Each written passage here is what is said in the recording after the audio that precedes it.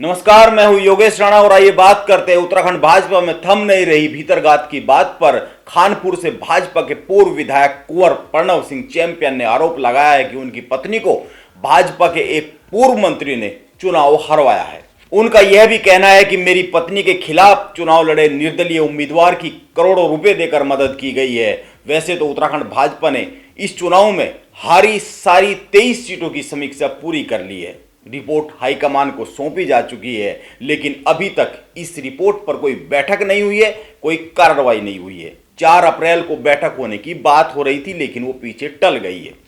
वैसे भाजपा के भीतरघात और उसकी समीक्षा को लेकर द संडे पोस्ट ने एक स्टोरी छापी है। इस स्टोरी के आधार पर कुछ बातें कर लेते हैं और जो भाजपा में चर्चा चल रही है उनके आधार पर भी बात कर लेते हैं।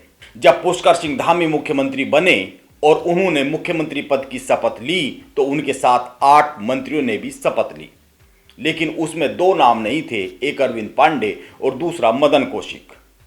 इन दोनों नामों की बड़ी चर्चा थी और यह कैसे हो गया इसकी बड़ी चर्चा थी। मंत्रिमंडल में 3 सीटें खाली थी, फिर भी इतने बड़े 2 नाम क्यों शामिल नहीं किए गए, इसको लेकर बड़ी चर्चा थी। जबकि दोनों वरिष्ठता के आधार पर मंत्री पद के लिए दावेदार थे, हकदार थे। अब उत्तराखंड में हारी गई सीटों पर भाजपा की समीक्षा और द संडे पोस्ट की स्टोरी कई सवालों के उत्तर देती हुई दिख रही है। आइए बात हरिद्वार ग्रामीण सीट से शुरू करते हैं। इस सीट से मुख्यमंत्री पुष्कर सिंह धामी के खास माने जाने वाले दोस्त यतीश्वरानंद चुनाव हारे हैं। उनको हरीश रावत की बेटी अनुपमा रावत ने चुनाव हराया है। यहां पर अनुपमा रावत को कुल 50,028 वोट मिले हैं, जबकि स्वामी यतीश्वरानंद को 45,556 वोट मिले हैं। यानी यतीश्वरानंद की हार करीब 4,500 वोट से हुई है। अब इसको ध्यान में रखते हुए एक और आंकड़े को ध्यान से देख लेते हैं। हरिद्वार ग्रामीण सीट पर आम आदमी पार्टी के टिकट पर चुनाव लड़े नरेश शर्मा को करीब 3,500 वोट मिले हैं। नरेश शर्मा को मदन कौशिक का राइट हैंड माना जाता रहा है। जब नरेश शर्मा ने आम आदमी पार्टी ज्वाइन की थी उस समय पर खूब खबरें आई थी कि यह स्वामी यतीश्वरानंद को घेरने की तैयारी की जा रही है और वहां पर यतीश्वरानंद और मदन कौशिक के बीच में कैसे रिश्ते हैं और कैसे पहले भी वर्चस्व की लड़ाई चली है, यह भी सभी को याद है। वोटिंग के तुरंत बाद मदन कौशिक पर लक्सर और हरिद्वार ग्रामीण सीट पर भीतरघात के सीधे सीधे आरोप लग गए, तब तक रिजल्ट आया भी नहीं था। अब भाजपा की समीक्षा रिपोर्ट में यह बात सामने आई है कि हरिद्वार ग्रामीण सीट पर भीतरघात और षड्यंत्रों के कारण ही भाजपा हारी है। अब किच्छा सीट की बात करते हैं। आपको याद होगा किच्छा विधानसभा सीट से भाजपा के उम्मीदवार राजेश शुक्ला ने भी भीतरघात के आरोप लगाए थे। रिजल्ट आने से पहले ही आरोप लगाए थे। उन्होंने एक प्रेस कॉन्फ्रेंस की थी जिसमें उन्होंने कहा था कि पार्टी के एक मंत्री ने उनको किच्छा में हराने का काम किया है।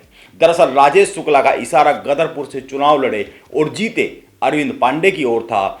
किच्छा सीट पर कांग्रेस के तिलकराज बेहड़ ने राजेश शुक्ला को हराया है। बेहड़ को 49,552 वोट मिले, जबकि राजेश शुक्ला को 39,475 वोट मिले। यानी राजेश शुक्ला करीब करीब 10,000 वोट से हारे हैं। यहां पर भाजपा के एक बागी अजय कुमार तिवारी ने भी चुनाव लड़ा है और अजय कुमार तिवारी को 6,219 वोट मिले। किच्छा सीट पर पूर्वांचल के वोटर बहुत ज्यादा है, वो जीत और हार तय करते हैं और पूर्वांचल के वोट बैंक की राजनीति राजेश शुक्ला, अजय कुमार तिवारी और उधम सिंह नगर में अरविंद पांडे करते हैं।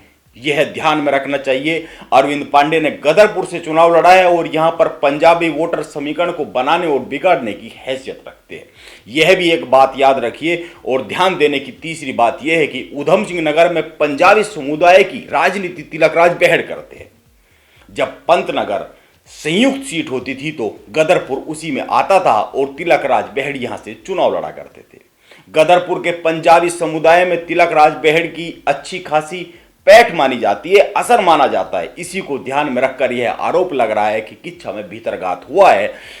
यानी कि आरोप यह लग रहा है कि अरविंद पांडे के समर्थकों ने बेहड़ की और बेहड़ के समर्थकों ने अरविंद पांडे की मदद की है।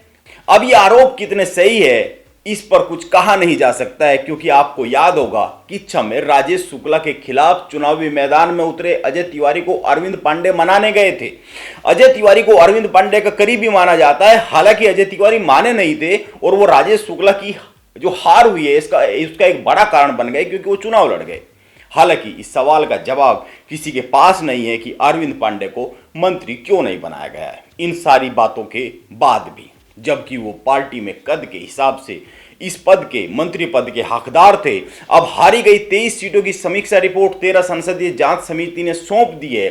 इसीलिए जब तक इस रिपोर्ट पर कोई बैठक ना हो जाए, जब तक इस रिपोर्ट पर कोई एक्शन ना हो जाए, जब तक इस रिपोर्ट के आधार पर संगठन में कोई बड़ा बदलाव ना हो जाए, तब तक कुछ कहा नहीं जा सकता है।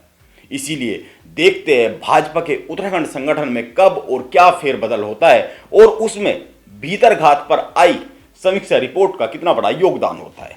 नमस्कार, आप बने रहे मेरे साथ।